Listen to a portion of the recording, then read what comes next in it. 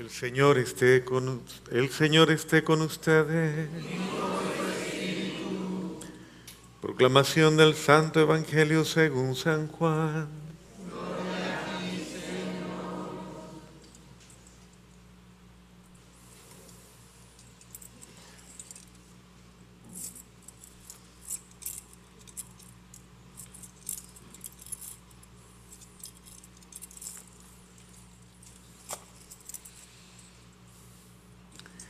Al anochecer del día de la resurrección, estando cerradas las puertas de la casa donde se hallaban los discípulos, por miedo a los judíos, se presentó Jesús en medio de ellos y les dijo: la paz esté con ustedes.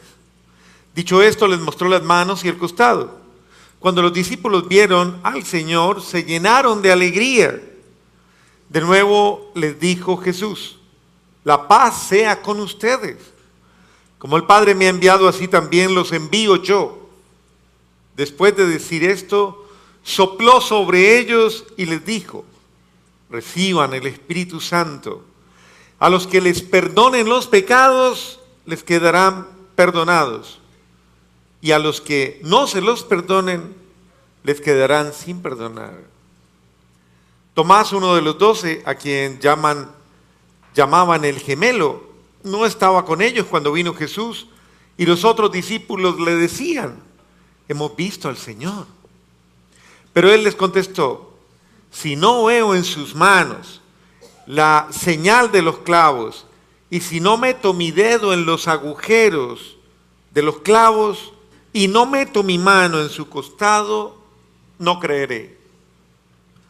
8 días después, estaban reunidos los discípulos a puerta cerrada, y Tomás estaba con ellos. Jesús se presentó de nuevo en medio de ellos y les dijo: la paz esté con ustedes. Luego le dijo a Tomás: aquí están mis manos, acerca tu dedo. Trae acá tu mano, métela a mi costado, y no sigas dudando, sino cree. Tomás le respondió: Señor mío y Dios mío. Jesús añadió: ¿tú crees porque me has visto? Dichosos los que creen sin haber visto. Otros muchos signos hizo Jesús en presencia de sus discípulos, pero no están escritos en este libro.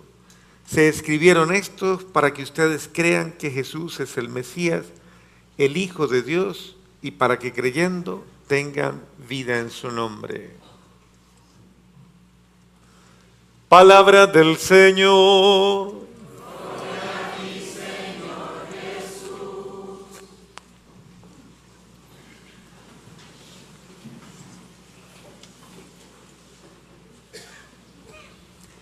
Estamos pues, queridos hermanos, ante una experiencia maravillosa que revela, sin lugar a dudas, todos los misterios del amor de Dios. Esos misterios tan maravillosos, tan bondadosos y tan buenos, que uno muchas veces no los valora y no los tiene en cuenta. Son todas las riquezas del amor de Dios, de un Dios que ha querido darnos precisamente la plenitud de la vida. Uno que muchas veces vive como escaso, que vive como pobre, que vive como menesteroso. Eso nos sucede muchas veces porque vivimos en función de nuestras carencias humanas, en función de nuestras limitaciones.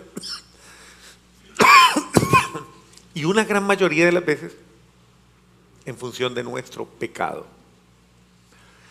Vivir en función de nuestro pecado, en función de nuestras limitaciones, en función de nuestras carencias, obviamente nos da una visión muchas veces muy, podríamos decir incluso muy parcial de la realidad. Y una visión de pronto muy marginada de la realidad. ¿Por qué? Porque una cosa es la visión pascual de la vida y otra cosa es la visión sin fe de la vida. Uno puede tener la tentación a mirar la vida sin fe, mirarla sin esperanza, mirarla sin alegría, mirarla sin ilusión, mirarla solamente desde la perspectiva podríamos decir, miope, muchas veces limitada de mis debilidades, de mis pecados, de mis torpezas, de mis caídas, de mis fracasos, y esa podría ser una visión tal vez muy falsa. Porque la vida humana no es la síntesis de los fracasos humanos, o no es la síntesis de las debilidades humanas. La vida humana es una bendición. La vida humana es una bendición de Dios. Dios nos bendice, absolutamente nos bendice a todos. Y nos ha bendecido para que nosotros vivamos la vida como una bendición, no como una.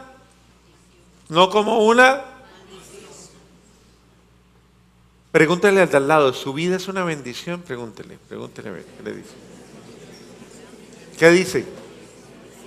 ¿Ah? ¿O su vida es una maldición? Pregúntele otra vez, pregúntele. ¿Ah?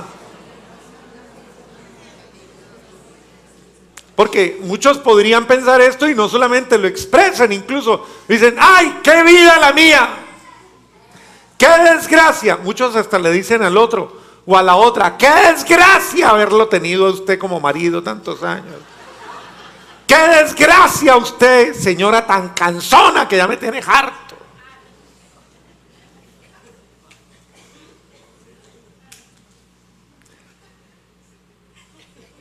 Me van a decir que eso no lo escuchan por ahí de vez en cuando. Bueno, uno puede vivir la vida como la síntesis de una desgracia o como una bendición. Mi vida es una bendición. En el momento, ese es el sentido de venir a la iglesia, ese es el sentido de estar en la misa, es recibir la bendición de Dios, es llenarme de la bendición de Dios, es volverme yo bendición, ser bendición para los demás. Yo estoy llamado a ser bendición. Pregúntele al del lado, ¿cuándo va a empezar usted a ser bendición? Pregúntele.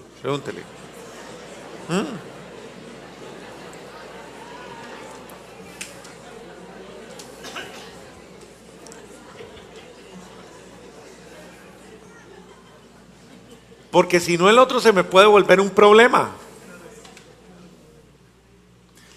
Y es importante que nosotros aprendamos a ser bendición para el otro y aprendamos a bendecir al otro, aprendamos a amar al otro, aprendamos a llenarlo de esa bendición para que el otro pueda vivir la vida más llena de esperanza, de alegría, de gozo, más llena de lo que es, de esa gracia de Dios, de esa alegría de Dios. Una de las cosas que uno vive inmediatamente, un acontecimiento tan bello como el que acabamos de vivir la Semana Santa. ¿Les gustó la Semana Santa? ¿Sí les gustó? ¿Le gustó? ¿Le tocó el alma? ¿Le tocó el corazón? ¿Sí le tocó? ¿Y ha cambiado después de la Semana Santa o no ha cambiado?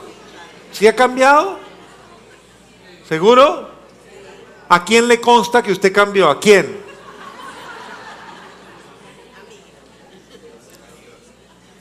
Porque es importante no vivir por vivir, o sea, vivimos el misterio de Cristo, no por vivir el misterio de Cristo, sino porque ese misterio del amor de Cristo me da una nueva vida.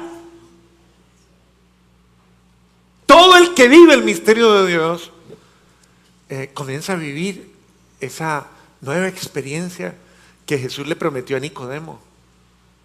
Volverás a nacer de nuevo.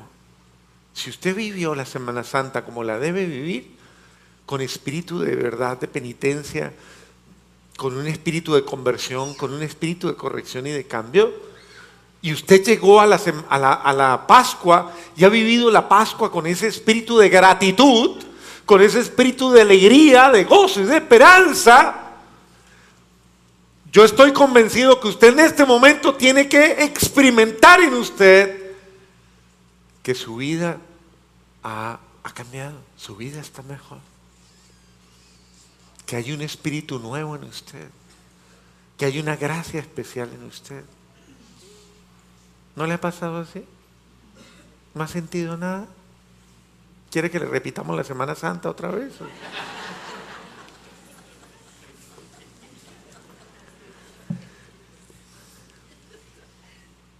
Debemos, esta experiencia de pasar por la muerte a mi yo, la muerte a mí mismo, la muerte a mi orgullo, la muerte a mis miedos, la muerte a mi falta de fe.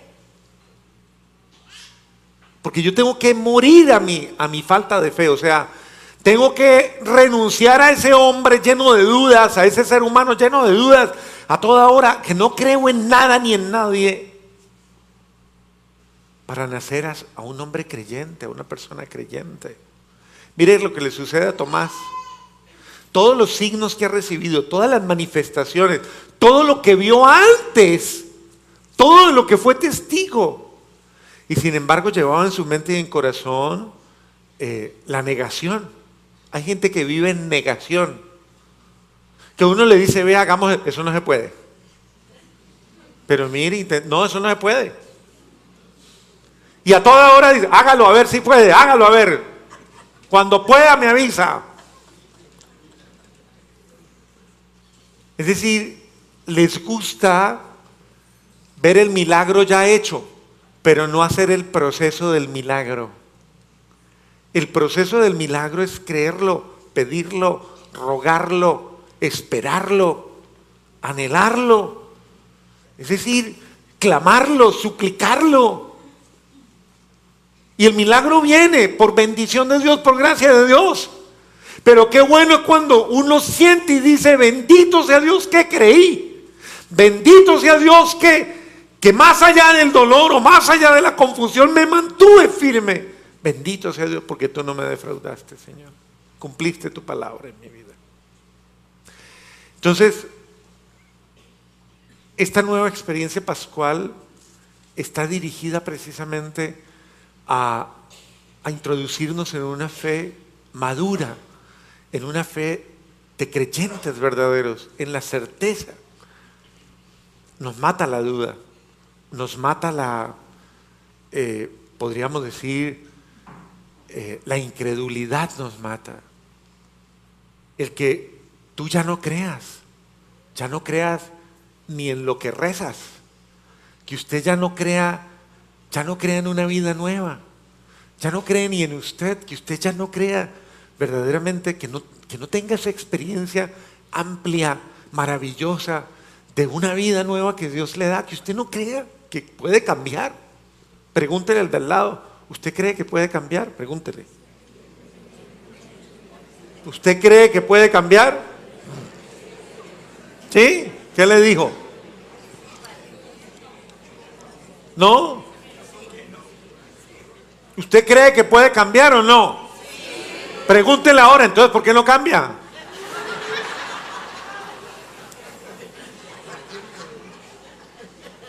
Porque le hace falta esa acción del Espíritu en su vida, esa acción de Dios, esa presencia de Dios, esa gracia de Dios. Los apóstoles tuvieron que pasar efectivamente por una gran prueba, tuvieron que pasar por la noche oscura, tuvieron que pasar por la confrontación consigo mismos, tuvieron que verse de rodillas, tuvieron que verse en el piso, tuvieron que experimentar su debilidad, su humanidad, su torpeza. Pero aún y en contravía de todas esas realidades, experimentaron una gracia muy especial. Se llama la misericordia y el amor de Dios. Mire, esto no lo cuentan los evangelios, no lo narran, pero muchas otras fuentes apócrifas o muchas otras tradiciones han llegado hasta nosotros, hasta nuestros días, muchas otras narraciones que no son del todo consideradas, inspiradas en su totalidad por Dios, pero que rescatan algunos aspectos históricos de esa época. Y algunas de esas narraciones cuentan que inmediatamente después de toda esta catástrofe tan terrible de la pasión y muerte de nuestro Señor Jesucristo, la Santísima Virgen María cumplió un papel esencial. Ella comenzó a recogerlos a todos. Ella comenzó a animarlos a todos. Y ella comenzó a llevárselos a orar. Los reunió y les dijo, no, vengan. Es el papel fundamental del liderazgo espiritual, de una persona que tiene la convicción plena de que Dios no nos ha defraudado. La Santísima Virgen María recoge todo el acontecimiento y se lo lleva y les dice, vamos a orar. Y vamos a vivir la promesa. Él dijo que nos enviaría el Espíritu Santo. Pues yo les voy a enseñar a esperar el Espíritu Santo. Porque ella lo esperó. Ella fue la primera en el que se dio el Pentecostés. Entonces ella lo llevó y él les dijo, Dios a mí me visitó y en mí obró al Salvador. Entonces vamos a reunirnos. Y desde esa perspectiva, la Santísima Virgen María los recogió y los llevó. Siempre hace falta quien integre. Siempre hace falta quien congregue. Siempre hace falta quien le diga al otro, venga, vamos a orar, venga. Lo que pasa es que en su casa, cuando hay alguien que tiene ese espíritu tan bonito, todos los demás comienzan, ay no, pero vamos a ver la novela. Prenda el televisor, ahora estamos muy cansados. Ay, pero ¿y para qué rezar? Y usted apaga el Espíritu Santo. Muchas veces lo apaga y muchas veces lo anula. Y no le da un espacio.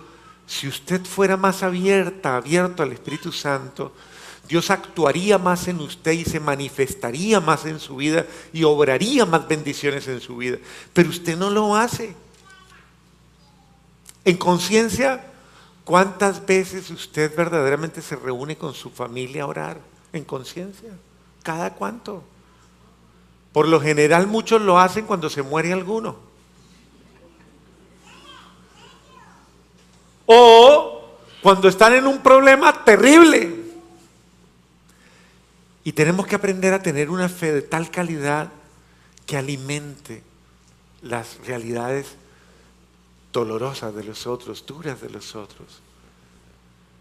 Esa fue la misión de los apóstoles. Continuaron siendo bendición. La gente se dio cuenta que Cristo no había pasado, que estos que se habían impregnado de Cristo, que se habían llenado de Cristo, que se habían conformado de tal manera con Cristo y estaban tan convencidos de Cristo, seguían haciendo mucho bien, seguían en la vida comunicando mucho bien a todos los demás. Y llegó a ser tan famosa la experiencia de ellos, que mire lo que termina la primera lectura. La gente sacaba a sus enfermos a la calle y los ponía en el piso, aunque sea para que la sombra de Pedro, aunque fuera la sombra, los alcanzara. Y a todos los que ellos tocaban, quedaban sanos. ¿Será que eso es fábula? ¿Eso ya no existe? ¿Eso es un cuento? ¿Qué dice usted? ¿Eso es un cuento? Eso es verdad. ¿Qué falta? Que usted lo crea. Por ejemplo, le voy a poner un ejemplo muy fácil. Cuando alguien se enferma en su familia, ¿usted qué es lo primero que hace? ¿Qué es lo primero que hace, de verdad? ¿Ah? ¿Seguro? ¿Seguro? ¿Qué es lo primero que hace? Orar. Muy bien. ¿Cómo ora?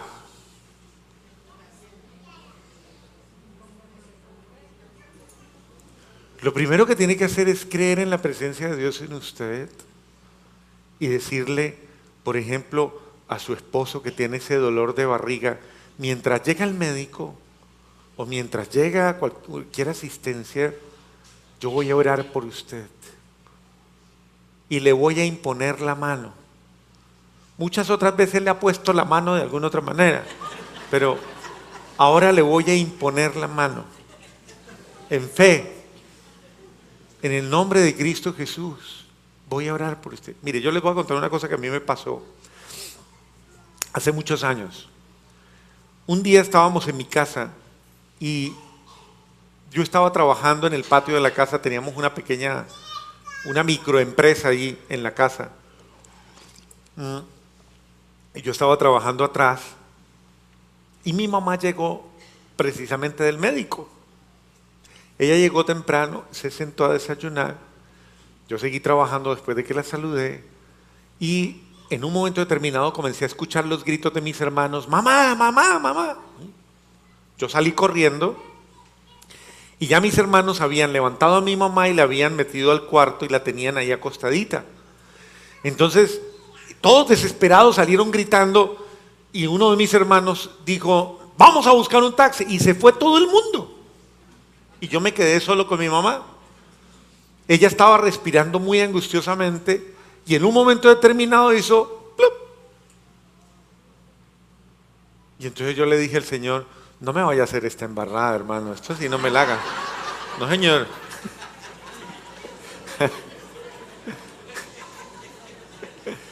Usted me ha prometido que usted está conmigo y que usted, pues yo le voy a imponer las manos a mi mamá, sea lo que sea que haya.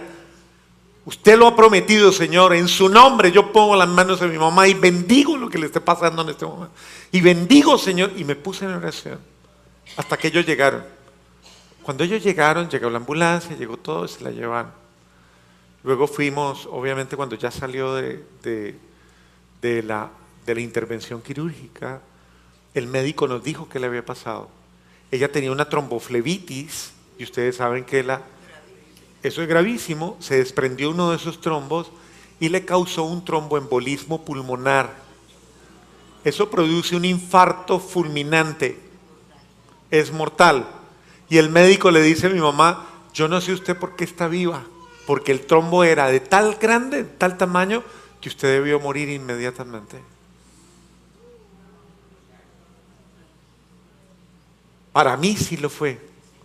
Además que yo era el único que estaba ahí con ella y era el único que fui testigo de ese momento. Yo lo creo. Y me lo confirmó toda la experiencia. Yo lo creo. Pero créanme, por eso se los digo. Pónganlo a prueba. Es decir, no tenga miedo a orar. Que a su marido le da mal genio, rece por él, póngale las manos. No, es verdad. Pero no se deja, padre, no importa, cuando esté dormido usted le pone las manos.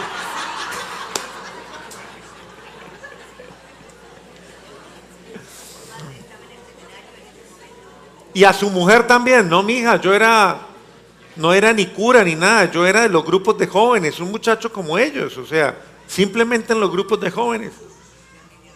Lo que pasa, no, mija, es que uno cree, o sea, yo no estoy de cura porque, no, yo, básicamente lo fundamental de mi vida fue que el día que yo me encontré con Jesucristo, mi vida fue otra. Y desde ese día para acá yo le creo a Jesucristo, se lo creo absolutamente. Pero es que Él lo prometió, o Dios miente. ¿Dios es mentiroso? Ah, bueno, entonces, ¿qué nos falta? Nos falta creer. Este día de la misericordia, Dios te quiere decir, si tú crees, todo es posible para tu vida. Todo es posible para tu familia. ¿Qué te falta? Creer, créalo, ábrase y dígale, Señor, lo que necesite en su casa. Paz, Señor, armonía, lo que sea, pero pídaselo con convicción, pídaselo con certeza, pídaselo con humildad, pídaselo con sacrificio, pídaselo con entrega.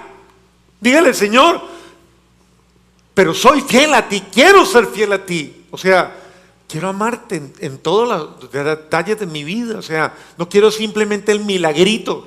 Es que el problema es cuando queremos el milagrito nada más. Hágame el milagrito, Diosito. Mientras tanto yo hago lo que yo quiera. Así no funcionan las cosas. Acuérdense lo que les he explicado con ese amigo mío que escuchó un mensaje de la Virgen que decía una cosa bien simpática. Los colombianos le preguntaban a la Virgen, le preguntaban en un grupo de oración donde dicen que habían mensajes de la Virgen. Madre, nosotros los colombianos que rezamos tanto, ¿por qué no obtenemos la paz? Y dicen que la Virgen le contestó, yo sí creo que era la Virgen, que les contestó, es que ustedes los colombianos quieren la paz para seguir pecando en paz.